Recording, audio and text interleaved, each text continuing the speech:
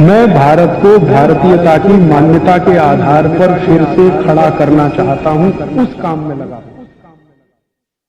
20 सूत्र लिखे हैं कि भोजन पचेगा तो क्या होगा और भोजन सड़ेगा तो क्या होगा। मैं सड़ने वाले हिस्से की बात कर लेता हूं।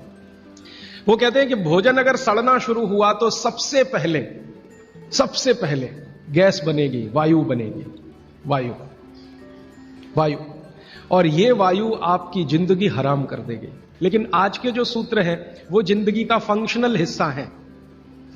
आप जानते हैं कि कोई भी सिद्धांत होता है उसका एक हाइपोथेसिस होता है और उसका एक फंक्शनल पार्ट होता है।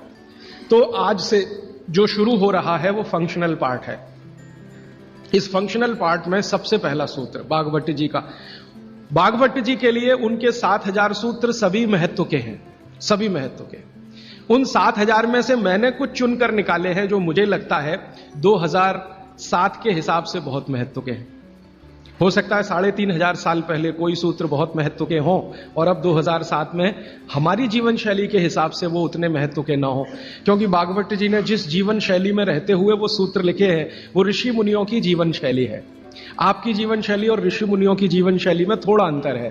तो आपकी जीवन शैली के हिसाब से मैंने जो सूत्र निकाले और जिनको मैं महत्व का क्रम देता हूं उसमें सबसे पहला सूत्र, संस्कृत में वो कहते हैं कि पेट जिंदगी भर आपका अच्छा रहे, दुरुस्त रहे। इसका मतलब यह है कि आप जो कुछ भी खा रहे हैं उसका ठीक से आप पाचन करते रहे।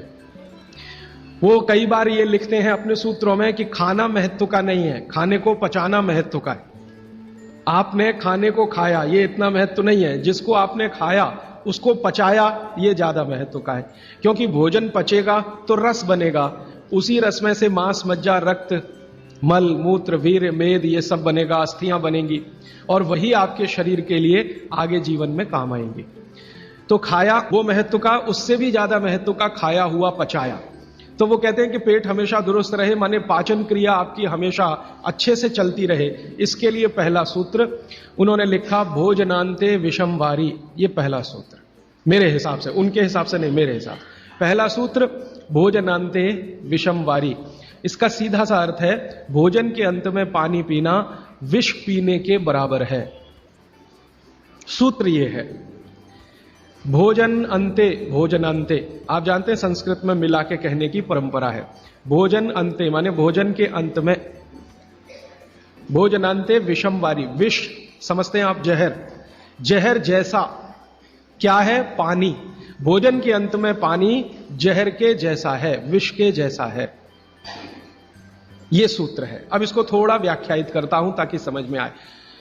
भोजन के अंत में पानी विष के जैसा है, ये बात वो कह रहे हैं। इसको समझना चाहिए कि क्या कह रहे हैं।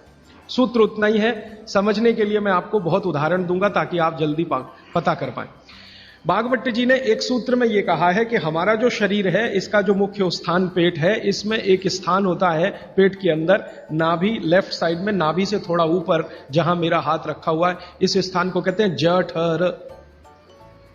संस्कृत में कहते हैं जठर, हिंदी में कहते हैं आमाशय।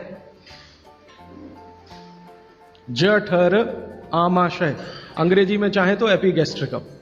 तो ये जो जठर स्थान है, बागभट्ट जी कहते हैं कि इसमें अग्नि प्रदीप्त होती है, उसी को कहते हैं जठराग्नि। जठर अग्नि, जठराग्नि। तो वो कहते हैं कि जो आपका जठर स्थान है इसमें अग्नि प्रदीप्त होती है और भोजन जो कुछ भी आप करते हैं वो पहले जठर में ही जाता है, आमाशय में इकट्ठा होता है, वहां अग्नि प्रदीप्त होती है। वो अग्नि भोजन का पाचन करती है। यह है महत्व की बात। अब अग्नि प्रदीप्त हुई, आपने भोजन किया, अग्नि प्रदीप्त हुई। और बागभट्ट जी इसके लिए एक सुंदर श्लोक लिखा है, लंबा है लेकिन हिंदी में बताता हूं। वो ये कहते हैं कि खाते ही अग्नि प्रदीप्त होती है, ऐसे ही जैसे आप बिजली के स्विच को ऑन करते ही लाइट जलती है। ये ऑटोमेटिक है, अपने आप होती है। आपने रोटी का पहला टुकड़ा मुंह में डाला और जैसे ही टुकड़े को चबाना शुरू किया, लार बनना शुरू हुआ, तुरंत अग्नि प्रदीप्त हो जाती, पहले ही टुकड़े में। तो ये अग्नि प्रदीप्त हुई। अब आप जो भोजन कर रहे हैं ये इस अग्नि के प्रभाव में पचेगा। तो भोजन के पचने की क्रिया में पहले भोजन रस में बदलेगा। पहले पेस्ट बनेगा, जैसे टूथपेस्ट की कंडीशन होती है वैसा बनेगा, लुगदी जैसा। फिर उसमें से रस बनेगा, फिर रस में से सब कुछ बनेगा। तो वो कहते हैं कि आपने जैसे ही भोजन किया अग्नि प्रदीप्त हुई। अब ये अग्नि भोजन को पचा रही है और आपने भोजन पूरा करते ही पानी पी लिया, गट गट गट गट गट गट। तो क्या हुआ? अग्नि शांत हो जाएगी। आपके रसोई गैस में चूल्हा जल रहा है गैस का, और जलते हुए चूल्हे पर पानी फेंकिए तो बुझ जाएगा। अग्नि का पानी से मेल नहीं है, दुश्मनी है।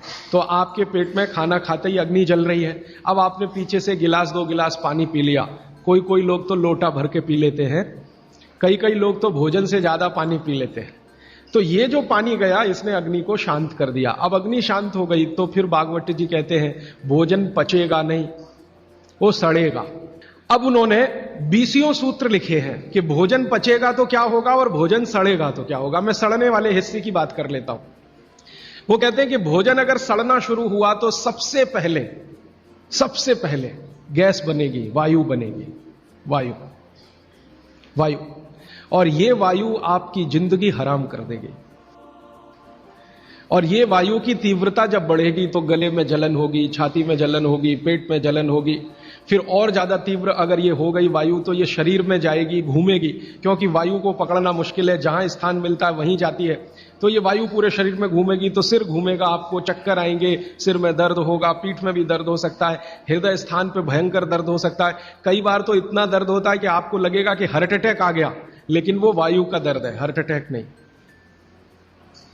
और ये जो वायु बनी भोजन के सड़ने से, इसी वायु में से भागवत जी ने सूची बनाई है कि 103 रोग पैदा होंगे। 103। सबसे पहला रोग है उसमें एसिडिटी, हाइपर एसिडिटी। ज्यादा दिन अगर आपने ये चक्कर चलाया पानी पीने का तो अल्सर, पेप्टिक अल्सर, और ज्यादा दिन चक्कर चलाया तो बवासीर, मूढ़व्याध, भगंदर, ये सब रोगों की सूची है। और अंत का एक रोग है कैंसर, कर्क रोग। 103वें नंबर पर उन्होंने लिखा है कर्क रोग। माने एसिडिटी से शुरू होकर आप कैंसर तक की यात्रा कर सकते हैं। तो वो ये कह रहे हैं कि जिस काम से वायु पैदा हो और वो वायु आपके सड़े हुए भोजन में से निकले, और बाद में भागवती जी कहते हैं, वो भी बता देता हूं, वो दूर का सूत्र है लेकिन यहीं पे ले आता हूं उसको, कि आपका जो भोजन सड़ेगा, इसको ध्यान से सुनिएगा, तभी भोजन में से, भागवती जी के शब्द दूसरे हैं, मैं आज के शब्द इस्तेमाल कर रहा हूं, तभी कोलेस्ट्रॉल बनेगा। सड़े हुए भोजन का ही बाई प्रोडक्ट है कोलेस्ट्रॉल। अगर भोजन का पाचन हुआ तो कोलेस्ट्रॉल शून्य रहता है, वो कोलेस्ट्रॉल जो आपको हानि पहुंचाता है। आप जानते हैं शरीर में 2 तरह का कोलेस्ट्रॉल है, एक गुड और एक बैड। अच्छा कोलेस्ट्रॉल माने HDL, हाई डेंसिटी लिपोप्रोटीन। खराब कोलेस्ट्रॉल माने LDL और उसका छोटा भाई VLDL, very low density lipoprotein. तो भागवती जी कहते हैं कि ये जो खराब कोलेस्ट्रॉल है वो रक्त में तभी आता है जब भोजन पेट में सड़ता है। इसका माने जिनको कोलेस्ट्रॉल बढ़ रहा है या बढ़ा हुआ है वो ध्यान दें, उनको भोजन पच नहीं रहा, उनका भोजन सड़ रहा है। तो कोलेस्ट्रॉल बढ़ेगा तो हार्ट अटैक भी आएगा, कोलेस्ट्रॉल बढ़ेगा तो घुटने भी जड़ हो जाएंगे, सारी संधियां आपकी एकदम कड़क हो जाएंगी, आपको चलना फिरना मुश्किल हो जाएगा, 10 कदम चलना मुश्किल हो जाएगा। तो वो ये कहते हैं कि जब 103 बीमारियां एक छोटी गलती से आती हों तो वो गलती कभी करना नहीं, माने भोजन के बाद कभी पानी पीना नहीं। और 1-2 चीजें हैं इसी क्रम में कि किसके साथ क्या खाएं, किसके साथ क्या नहीं खाएं। घर में कभी भी आप कोई ऐसी चीज बनाएं जो तासीर में गर्म है, उसके साथ ठंडी चीज कोई ना हो।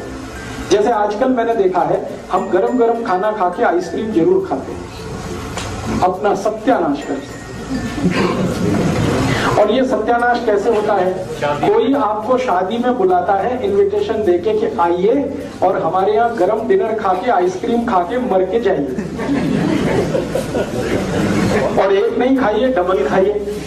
और मैंने तो पंजाब में ऐसे भी महान महान लोग देखे हैं कि आइसक्रीम में गरम रसगुल्ला डाल के खाते हैं। महामूर्ख लोग, पता नहीं कहां से आए। गरम गरम रसगुल्ला एकदम ठंडे आइसक्रीम में डाल के खाते। फिर पूछो भाई क्या कर रहे हो, तो कहते टेस्ट है जी। शरीर का देखना है कि नहीं, ये है कि टेस्ट का देखना है। तो आप कहीं भी डिनर में जाइए, मैं ये नहीं कहता डिनर में मजे, जरूर जाइए, लेकिन ध्यान रखिए कि अगर डिनर गरम गरम आपने खा लिया है तो ठंडी आइसक्रीम मत खाइए। और कई लोग पंजाब में ऐसे हैं, याद ही नहीं रखते, अभी चाय पी अभी आइसक्रीम खा ले। हाँ, उनको बिल्कुल 1 मिनट नहीं लगता, चाय पी के निकले कहीं आइसक्रीम खा के आ गए, आइसक्रीम खा के आ गए, इधर चाय पी ली या इधर कॉफी पी ली। तो चाय और कॉफी दोनों गर्म है और आइसक्रीम बहुत ठंडी है, इनका कॉम्बिनेशन नहीं है, बहुत तकलीफ होती है शरीर को। कितनी देर बाद खाओ खाने को? 1 घंटा कम से कम। गर्म चीज खाने के 1 घंटे के बाद ठंडी चीज, या ठंडी चीज खाने के 1 घंटे के बाद गर्म चीज। और वैसे मैंने कल आपको सूत्र बताया था, ठंडा कुछ खाना ही नहीं है, क्योंकि आइसक्रीम तो 10 डिग्री से कम की है, वो शरीर को तकलीफ ही देने वाली है। तो आप बोलेंगे फिर आइसक्रीम को कैसे खाएं? गर्म करके खाइए। अगर आइसक्रीम खानी है तो उसको गर्म करें। मैं एक अमृतसर गया था एक बार, तो अमृतसर में एक बहुत अच्छी चीज, शायद यहाँ भी होगी, कुल्फी। ये जो कुल्फी है इसको थोड़ा गर्म करके खा लीजिए, आइसक्रीम से बेटर है, 1000 टाइम्स बेटर है। क्यों? हाँ, रबड़ी खाइए ना, तो कुल्फी वो शायद रबड़ी की ही बनाई, खूब दूध गर्म करके रबड़ी जैसा हो जाता, फिर कुल्फी जमाते। तो कुल्फी को थोड़ा गर्म करेंगे तो वो रबड़ी जैसा ही हो जाता, वो खाने लायक है। माइक्रोवेव से अच्छा है गैस का चूल्हा। तो आप जो है रबड़ी खाइए, आइसक्रीम छोड़ दीजिए, कुल्फी पे आ जाइए और कुल्फी को हल्का गर्म करके खाइए, वो आपके लिए बहुत मुफीद है। कारण एक ही है कि आइसक्रीम में जितने केमिकल्स हैं कुल्फी में एक भी नहीं। कुल्फी में दूध ही दूध है, वो भी अच्छे से गर्म किया हुआ है, बस उसको ज्यादा ठंडा कर दिया तो वो जम गया है। आप उसका ठंडापन निकाल के खा लीजिए करके खा। हाँ। और नहीं तो एक आखिरी ऑप्शन बताता हूँ, खाना ही है आपको, तो मेरा ये कहना है कि उसको सलीके से खाइए। जैसे आप कुल्फी खा रहे हैं ना, तो उसका तरीका ये है कि पहले उसको मुंह में रखिए थोड़ी देर, कुल्फी का टुकड़ा काट के मुंह में रखिए और उसको घुमाइए, तो जो लार है वो उसको अपने आप गर्म कर देगी। जब हल्की गर्म हो जाए फिर अंदर ले जाए। ये लास्ट ऑप्शन है। जब खानी ही है तो मेरी बात तो मानिए, उसको गर्म करके खाइए। खानी ही है तो थोड़ी देर मुंह में रखिए, उसको घुमाइए, थोड़ी लार से वो गर्म हो जाएगी, फिर आप